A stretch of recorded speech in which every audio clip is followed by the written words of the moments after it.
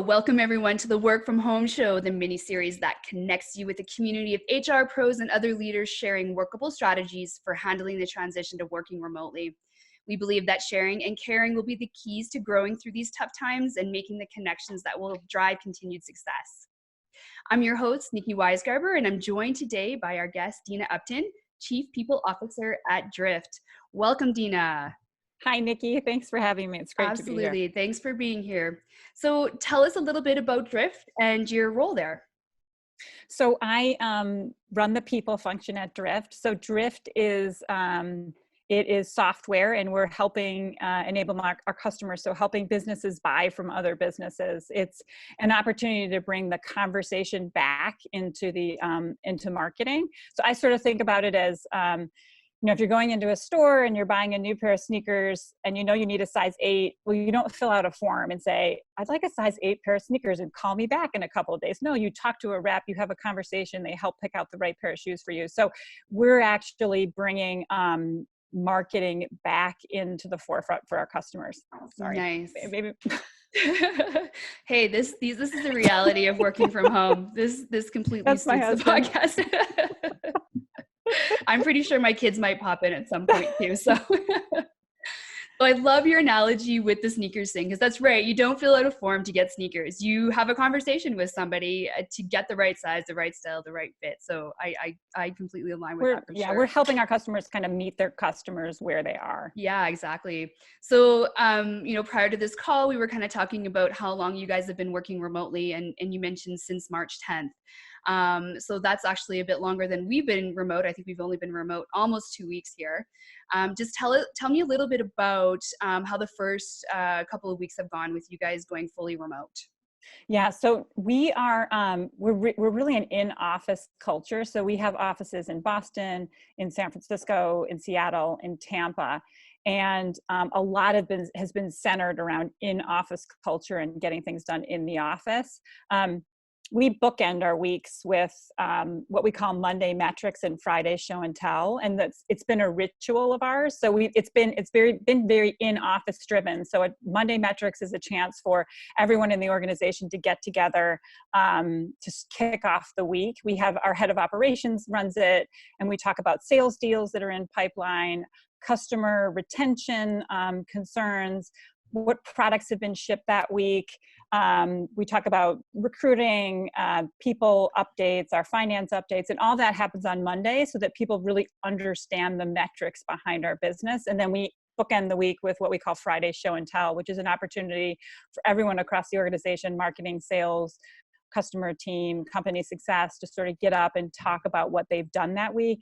We vote, it's a competition. And so both of those two things are big Drift rituals. And what's been remarkable is that we've migrated them to Zoom calls and had this virtual experience where we've brought sort of all hands meetings to kick off the week and end the week. So you feel this real sense of connection that has really helped us. So I think we've had these rituals in place, but it's really helped to sort of solidify a community without an office. Yeah, agreed. And so it's important to have, bring in those rituals when you were in the office, now remotely. Have you guys added any other small rituals into your routines working remotely, like additional team meetings? Like, what does that kind of look like for you guys? Yeah, we've had it when people think pretty crafty, which I'm sure you've probably seen too. A lot of teams are doing sort of stand-up huddles in the morning just to have that feeling of when you're going to get a cup of tea or you're going to grab a cup of coffee in the kitchen, you run into people or you bump into people. So a lot of teams have been doing sort of stand-ups or huddles where everyone's kind of working together on a Zoom call, but you feel like you're right next to people, as well as sort of virtual coffee catch up. So we're big Slack users. Mm-hmm. I think we've blown up Slack. You probably have too. And so there's a lot of, we do donut dates through Slack. I don't know if you've used that feature, but virtual coffee catch-ups or virtual tea catch-ups, they're now happening through Zoom. Yeah, no, my team specifically, we have a team huddle every single morning. And this might, depending on how long we're in this remote kind of situation, we might push it back maybe to every couple of days, but we've been having daily huddles, and we do them at 8:30 in the morning. And it's really just a time for everybody just to see how everybody's doing, feeling, if they're feeling supported, not supported, how can we help you? And we really have a lot of fun with it. So we really want to start our day off on a really fun note, because when we come into the office in the morning, we kind of chit chat and we get to, understand what people did the night before. It's that kind of that team camaraderie. So you want to bring that back even when you are working remotely. So we brought in those team huddles for sure. And I think it's a great piece to our day for sure. Yeah, it's important. It's just important to get everybody connected. Yeah. So I want to talk a little bit, like we're kind of on rituals, but I want to talk a little bit about, respecting boundaries and kind of along the lines of when people want to start work. So I have 2 young children. It's really difficult for me to, I get up early in the morning, and then at like 9, I'm like, hey, I got to take a break from work because I got to get these guys settled, right? So I want to talk a little bit from a leader perspective and respecting boundaries and kind of expectations around there. So from an HR perspective, was there any communication to your leaders or your managers about what the expectations should be from working remotely? Well, I think the challenge is we've got a variety of different people that have outside demands that are different, right? It could be you've now got your partner or your spouse that's working in similar quarters than you are, and you didn't have that before, or you have young children that were at daycare and you don't have that anymore. So I think there's different, or you're working in a closet because your roommate has the other room. So I think that what we've tried to do is emphasize flexibility on when work gets done. So continue to have those KPIs and those measurements in place, but really open up the lines of communication between employee and manager about when is something incredibly urgent for our customer? When do we need to get something out? And can you do it in the time that it's needed? Or do we need to have a teammate come in and help? So really opening up those lines of communication, because we might need to be a bit creative about when work or deliverables are completed, given the challenges and demands on us. And sometimes you don't have those conversations because you're at work. Like a lot of times, if there's a childcare issue or something, it's not as complicated as it is now. And so I think there's a blending that's happening. And so there's empathy that's needed by the leadership team and by leaders to really communicate about expectations and deliverables there, and understanding that performance might slip because we're dealing with something we just don't know what's going to happen. And there are also anxieties to it, right? Like we don't know, are we going to be working from home? Well, we're most likely going to be working from home for a couple more weeks. Is it a couple more months? Is it longer than that? And so there's anxiety in the unknown that uncertainty, that you as a manager have to have empathy toward in these situations. And the best way to do it is to communicate communicate about what's happening. Yeah. And do you have any tips or tricks around over communicating, or even just being productive and effective in your work? Do you have any tips and tricks about blocking out time management, what that kind of looks like, even from a leader down to, a frontline employee? Yeah, I think one of the things that I've been doing is blocking my calendar off one thing is I do it every day from 11 to 11:30. I block off, check in with the team. Like just do a quick Slack message or see if somebody wants to jump on a quick video call just to see mentally how they're doing. So I have that blocked in from 11 to 11:30 every day, and I'll ping a handful of people. I also have tried to make sure that I've got I did do scheduled skip levels anyways, but I'm trying to make them more frequent. I had them in 5-week increments. So usually I do direct reports every week and then skips every 4 weeks, but I'm doing direct reports now a little bit more frequently, and then skips a little bit more frequently. So I've tried to increase those touch points a little bit more. And that's from a leadership perspective. But I think even as an individual contributor, it's like time blocking your day a little bit, because you've got to sort of self-discipline yourself. Okay, I'm going to do heads down analytics work right now. I'm going to touch base with my team, sort of getting ahead of your calendar a little bit, because it's those little things that make a big difference when you're trying to connect the team. Yeah, and I feel like when you're there's lots of mental shift happening, right? I'm having conversations with my team about random, just random things, and then the next thing I notice that in my calendar is like, yeah, I got to work on this analytics report for a customer. And I'm like, ooh, this is a big mental shift for me. So I think this being, Yeah, and are you in the right state of mind to do yeah, it? yes. Yeah. Yeah. So I I've, think I've tried being, to I've tried to keep it now. I mean, I've always kind of kept a notebook, but now I keep a notebook like right next to my bedside table when I'm sleeping. Cause I'm like, okay, these are different ideas. I got to jot them down. I Yeah. know, yeah, I'm like that too. I got to jot those ideas down because it will bother me all night. So yeah.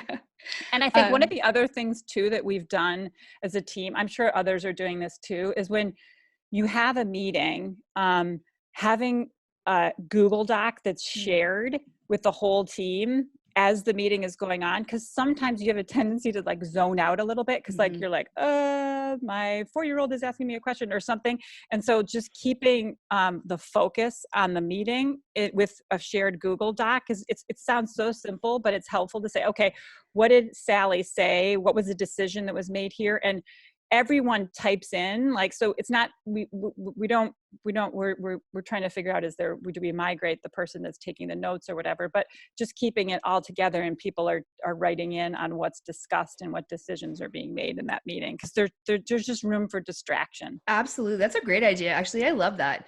And I think I might actually adopt that. It's a simple thing, but it's really Yeah. helpful, because sometimes you're in that meeting, you're like, wait, what did you just say? Hmm. Or afterwards there's a recap, but it was other people heard it differently. And so Yeah. just as is live, ongoing live, put it in the invite as a Google Doc, notes from the meeting, and then everyone, Yeah. the person that's speaking doesn't take the notes and other people can take it while they're speaking, but there's sort of a common understanding of making sure that meeting's documented. Yeah. No, that's a great tip. I love that tip. Do you use any other tools to document your discussions or The your other thing agendas? that the other thing that we really, I mean, this is a plug on Drift Video, but we use for async communication. So Drift Video is it's a way. So if you're working through a PowerPoint presentation or something, and you just want to walk somebody through it without scheduling an actual meeting, Mm, we use Drift Video for that. So mm, I'll create a slide deck. I just want to communicate something to the recruiters. It's 4 minutes. I'll record myself walking through the slides, and then I don't need a meeting. So it's mhm. kind of like async communication, which has really helped us. So we use That's that. nice. That's great. That's a great one too. Oh, you're just full of great best practices and recommendations here. So let's talk about the future. So looking, a month out, beyond this COVID, tell me what kinds of things you are anticipating on the other side of this, and what you like. Are there things that you could have been better prepared for? Well, I think from a business perspective, I think what we've seen is a push for sort of digital transformation across businesses. So, because of what we do, and because we're trying to bring marketing to digitally transforming how people do conversational marketing for sales organization and sales orgs and marketing organizations, I think we were starting to see a lot of interested people asking about that. So I think what's happened in the world is there's been this drastic switch to sort of digital video, virtual conversations. And so I don't know if we're necessarily going to go back to where we were before, because I'm sure you've found this too. A lot of people are saying, oh gosh, like this work from home thing, I think we can bring flexibility into our workplace. And it Hmm. opens up access to talent that you never would have thought. Yeah. That developer in Kansas City, or an individual in Austin, where you don't have an actual office, but you've been able to sort of master async communication and dealing with remote teams. So it's just widening from a talent perspective. It's widening the casting the net much wider to look at talent that you wouldn't have looked at before. Yeah. And then also sort of honing in on communication skills that you just have to sort of expedite that a little bit. Yeah, and I think like one thing that my team has mentioned to me is they have had greater connection with our customer using Zoom and video. And like I've been telling them for like months, just get on the video, just do it, just do it. Get out of your comfort zone. I promise you that it will benefit you. And they're seeing this now. But it's almost like it took this to get there for them. But I think that this is going to be a door opener for a lot of them for sure. Yeah, absolutely. Yeah. All right. So before we get on to some of these wrap up questions that I prepared, is there any other advice or anything else you kind of want to talk to on this conversation? No, the other thing that I would say too is, and Nikki, you were just talking a little bit about it. I think what's great is you get a window into your team or your employees' lives outside of work. It's, I'm sure you've met children, you've met animals, you've Mm-hmm. met other people, other really important people in their lives. And so it's been a window into aspects of teams' lives that you wouldn't have had before. So it's sort of what you said. There's a connection that's developed just because you've gotten exposure to things outside of the workplace, which Yeah. is helps build trust. Yeah, absolutely. One of my colleagues was on a call with a customer the other day, and she's like, "I got to meet her twins," and I'm like, "Perfect! Now you just made that much more of a connection with the customer." So yeah, it's been a lot of fun hearing their stories for sure. Yeah. All right, wrap up questions. What's your favorite or go-to work from home outfit?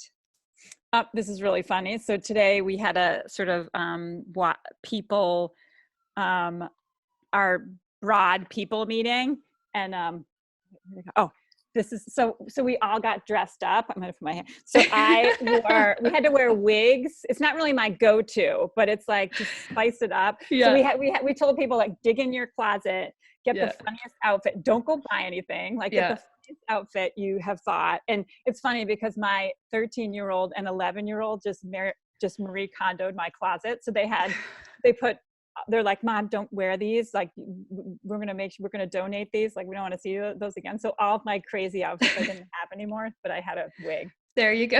I think that's Yeah. another fun aspect to bring into some of these, larger meetings that you're having with your company too. Just dress up one day and Spice it just up. have a laugh, right? Yeah, no, that's great. So what's your number one tip for working from home? I would say, like, set a schedule, like set a schedule, which I think we talked a little bit about before, and then have a space where you go to work Hmm. um, that's separate than where you're off. It's actually just having that space break up, even if Hmm. it's a closet or if it's but where can you go mentally to say, I'm in work mode right now, and I'm off. And it doesn't have to be a huge space, but even if it's just like moving over to one section of the work, but you mentally are like, I'm in work mode right now, so I can, Yeah, still like, bringing watch in a those routines and rituals into remote working that you would normally do if you were going to work, like showering for one. Right, right. All right. So what are you binge watching currently? Are you watching anything on Netflix, Crave, Disney? Parks and Rec. Okay. It's because I'm trying to find a show that the that's age appropriate for 15, 13, and 11-year-old. And Yeah. it's like there's some slight controversial things in Parks and Rec, but that's been the one that we've all been watching. So That's great. That's a great show to watch. And I haven't watched it in fun, forever, but it is hilarious. I love it. goofy. Yeah. So what's a book or a learning resource that you can recommend for people to continue developing their HR skills while they're working from home? Well, one of my recommendation is really business books. I look at you. I have like a huge. There's my list of books, like Oh. huge list. So I'm a big fan of Ray Dalio's Principles book. It's about like yay thick, and you don't have to read it all in one sitting. You really actually can't, but you can read sections of it, which are Mhm. really good. Measure What Matters by John Doerr. Another great one, sort of OKR philosophy and Mhm. OKR implementation and rollout. That's a really good one. The Coaching Habit by Michael Stanier. It's a small little blue book, but it's awesome because it helps you. So when you're doing one-to-one coaching or you're doing leadership coaching, it gives you a list of questions to ask to help to become a better listener. And it's just really powerful questions. So I'm a big fan of that. And then I'm a big Ben Horowitz fan. So Mhm. Hard Thing About Hard Things, what you do is who you are. Those are some of my favorites. And it's okay to like start a book and get a third of the way through and pick up another book. I'm a big fan of that too. And Yeah. even like rereading books, like Mhm. Daniel Coyle's The Talent Code. I just reread it again last week, and like just reading that in the perspective of what's happening in the Mhm. world right now.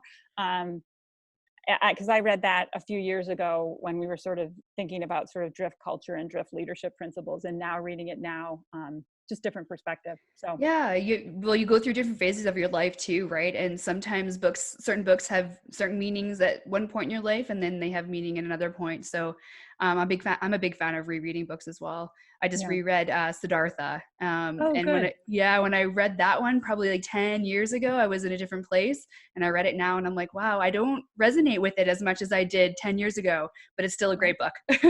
Yep.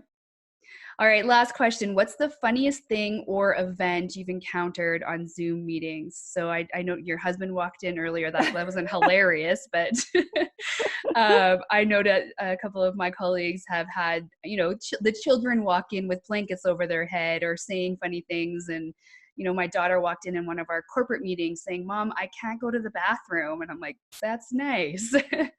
I think for me, it's been, there was one time when one of our board members, and I won't tell you which one, was doing a video, and I was like, so he was on video and it looked like he was driving. And so the whole time I was like, wait, oh my gosh, you're on a video call. And it was like, just the way that it was flashed, he wasn't driving. His wife was driving and he was on the call. But It took me like 15 minutes to say, wait, Pat, are you driving? He's like, I'm not driving?